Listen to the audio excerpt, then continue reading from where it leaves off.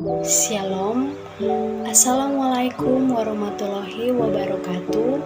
Om Swastiastu, Namo Buddhaya, Salam Kebajikan. Perkenalkan, nama saya Angelika Milano Walangitan, NIM 2114201086, kelas A2, Program Studi Ilmu Keperawatan, Universitas Pembangunan Indonesia Manado. Tujuan pembuatan video ini untuk memenuhi tugas ujian akhir semester mata kuliah Pancasila dengan dosen pengampu Dr. Randa Debbie Ceharende MSI. Pada video ini saya akan membahas tentang sumber histori sosiologis politis Pancasila sebagai sistem filsafat serta dinamika dan tantangan Pancasila sebagai sistem etika.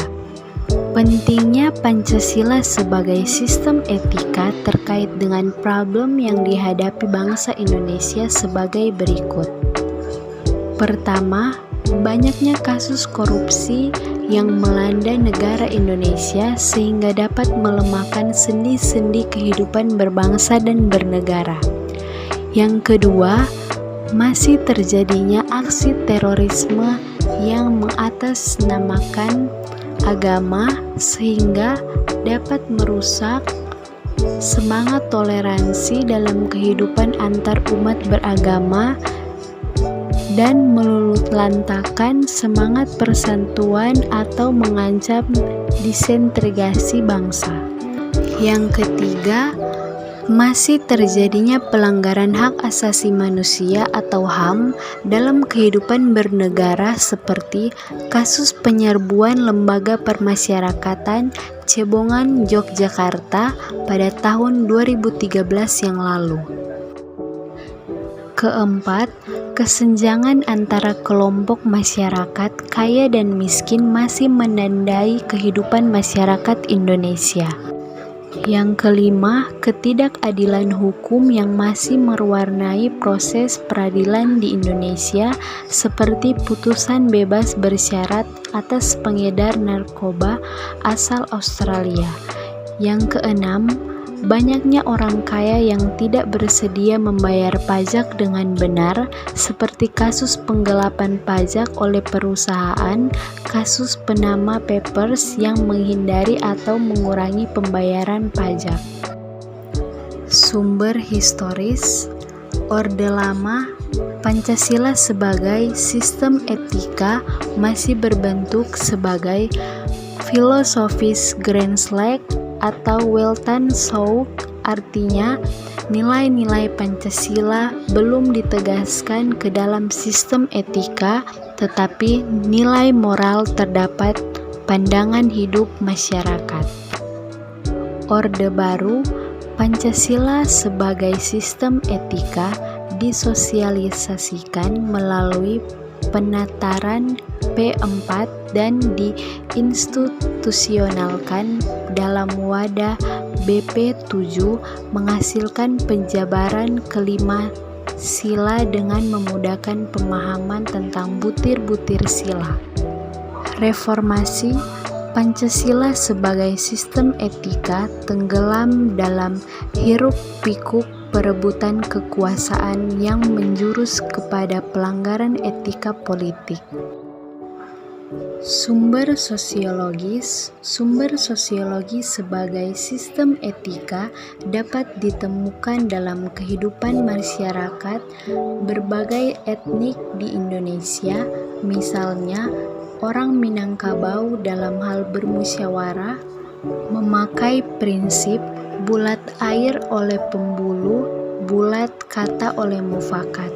Masih banyak lagi mutiara kearifan lokal yang bertebaran di bumi Indonesia ini, sehingga memerlukan penelitian yang mendalam. Yang berikutnya, sumber politis. Sumber politis Pancasila sebagai sistem etika terdapat dalam norma-norma dasar atau Grundnorm sebagai sumber penyusun berbagai peraturan perundang-undangan di Indonesia.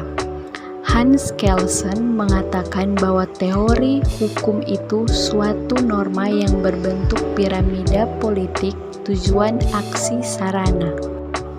Etika politik mengatur masalah perilaku politikus, berhubungan juga dengan praktik institusi sosial, hukum, komunitas, struktur-struktur sosial, politik, ekonomi.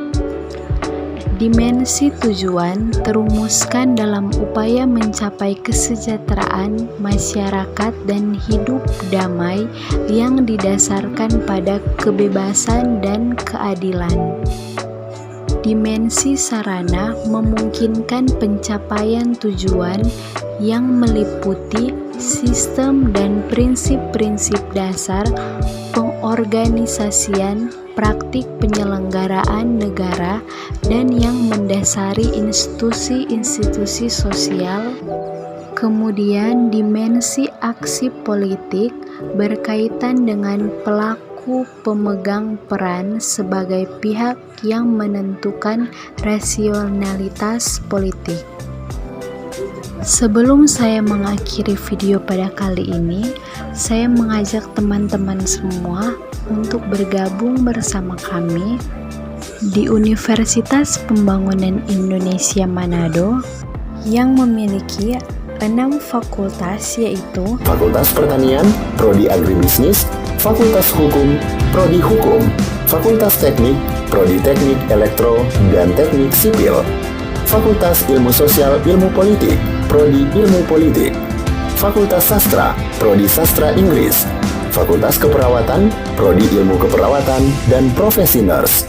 Didukung oleh sumber daya manusia yang berkompeten dan tersertifikasi, Universitas Pembangunan Indonesia Manado memiliki dosen dan tenaga kependidikan dengan latar belakang S2 dan S3 lulusan dalam dan luar negeri.